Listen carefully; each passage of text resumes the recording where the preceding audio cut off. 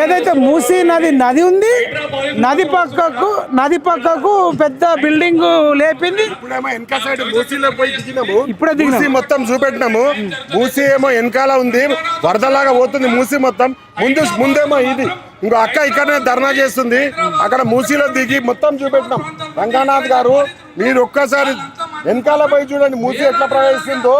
అక్క ఆడపిల్ల ఆడపడుచు వచ్చి ఇక్కడ ధర్నా చేస్తుంది, ఇన్ని గంటలు అవుతుంది, మీకేం అనిపిస్తలేదా చెప్పండి? అక్కడ వెనక సైడ్ పోయి ఒక సైడ్ చూడండి మీరు, మూసీలో దిగి నీళ్ళు ఇంతవరకు ఉన్నాయి నీళ్లు.